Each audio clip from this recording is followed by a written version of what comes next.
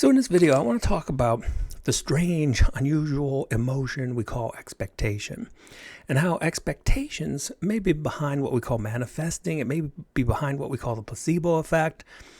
And the only spin we have to put on this is looking beyond what we might call the traditional materialistic perspective. And if we look, well, let's start there. Because if we start with a neuroscience or a psychological explanation of emotion, it's usually something like there's arousal in the nervous system. If it doesn't know why or there's no explanation, it looks at the data, and gives it a cognitive label. So sure enough, if your heart's beating fast and you look down and you see the winning lottery ticket, okay, you must be excited. You must be happy. And the problem behind this is, well, it's exactly what you'd expect from an overthinking culture, a culture that puts thinking on a pedestal. And the reason I say this is because if you look at cognitive behavioral therapy, maybe the most popular therapy on the planet, it puts thoughts first. Thoughts cause emotion. And the problem with this is that, so if you read Antonio Damasio, and he wrote Descartes' Error, it's all about the relation between thoughts and emotion. And the problem with this whole story is that animals were experiencing emotion perhaps as long ago as 600 million years. But humans have only been thinking for maybe the last 10,000. And you say, well, it's really hard to imagine an emotion that isn't somehow caught up in thinking. Well, that's true for us. But if you could ask an animal, of course, it's impossible to put into words. Even we have a difficult time putting emotions into words. But there have been enough human experiences that when thinking is made secondary or put way down on a list, emotions are far more spontaneous. They seem to give us experiences, and as soon as the experience has been had, they seem to fade and disappear. But there's one emotion I want to talk about in this video, and that's the emotion of expectation. And it's a very interesting one if you ever really get it going. And well, let's start off with the placebo effect. And there are theories that suggest that the placebo effect, what's behind it is the emotion of expectation. And in one of my favorites is a study on people who had such bad knee pain that many of them were in a wheelchair. They couldn't walk. And they split them into two groups randomly. And half of them went in, they had the surgery. The other were in the placebo group. And so they were given the expectation that they had the surgery. So they were anesthetized for the exact same amount of time. They had a surgical incision with stitches. Everything was exactly the same, except the experimental group. They got the real surgery that cleans out that stuff behind the knee, and the placebo group did. Now, the fascinating thing is that both groups had the same amount of pain recovery. Now that is, I don't know what the medical community, what are the materialists to do with such a finding when all the ethics come in. But one case, I talked about this, where his knee pain was so bad, he was in a wheelchair, and he was in the placebo group. So expectation alone let him, it was a few days after the surgery, something like that, but he was actually dancing very soon after the surgery, only because of an expectation. Now, I've also talked about another fascinating study with the placebo effect looking at Parkinson's patients. So with Parkinson's, the brain has a depletion of dopamine.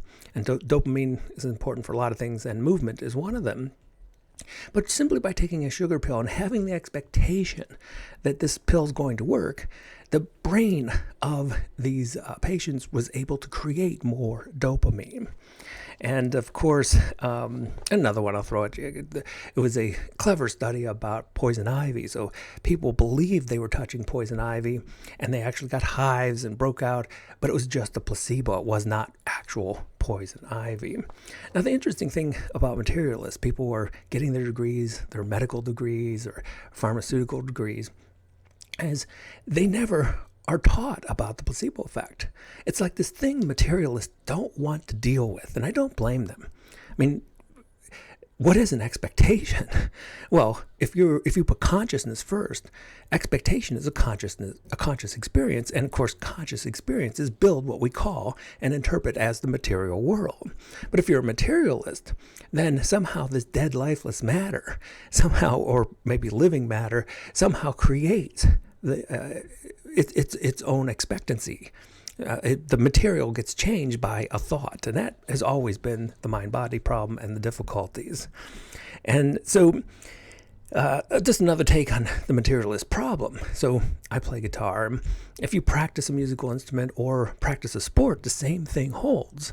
In other words, so if you're practicing something on guitar and you're trying to get really fast, what if it's the expectancy that you can play it very quick and accurately that allows you to play it quick and accurately? See, the materialists believe it's some kind of muscle memory. What if it's not muscle memory? What if it's not material at all? What if it's just expectancy? And so once you create the expectancy, then you can play it. Same in sports. Once you practice and practice, not to improve your muscles, but to improve the expectancy that you're going to make the shot. And of course, what happens when you go into Guitar Center and everyone's watching, then you create the expectancy that you're going to mess up, and sure enough, you do. Same with sports. The critical goal is about to be made, and instead of the expectancy that you're going to make it, you change your expectancy, and the material world conforms.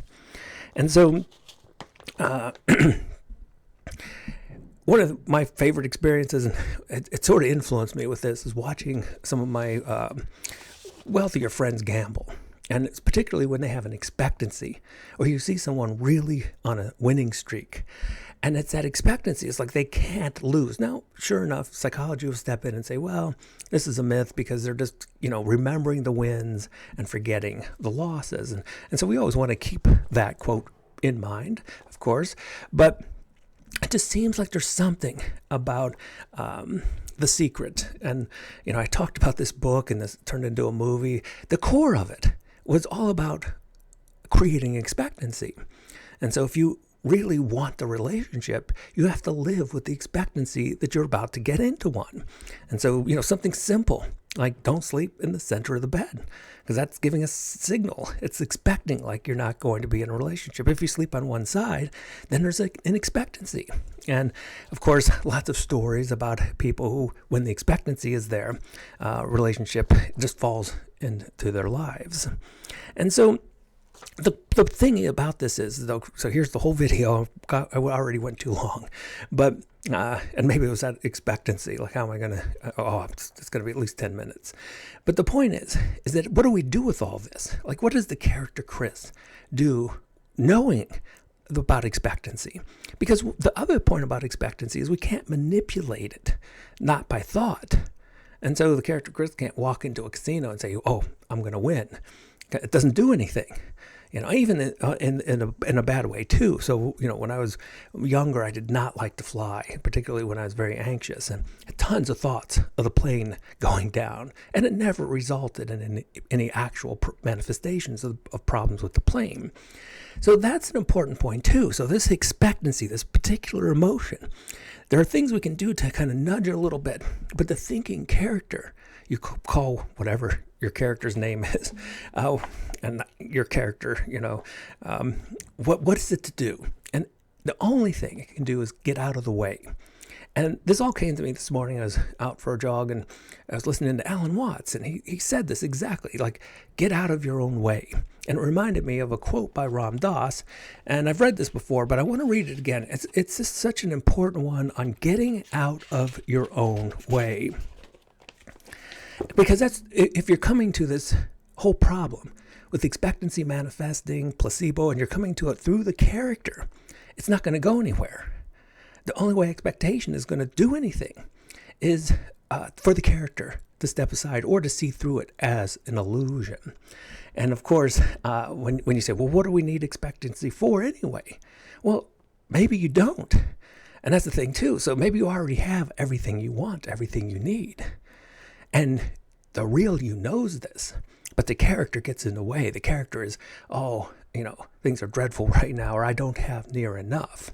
And that's another good reason to get the character out of the way. So here's the quote in the video with the quote by Ram Dass. The most exquisite paradox. As soon as you give it all up, you can have it all. As long as you want power, you can't have it. The minute you don't want power, you'll have more of it than you ever dreamed possible.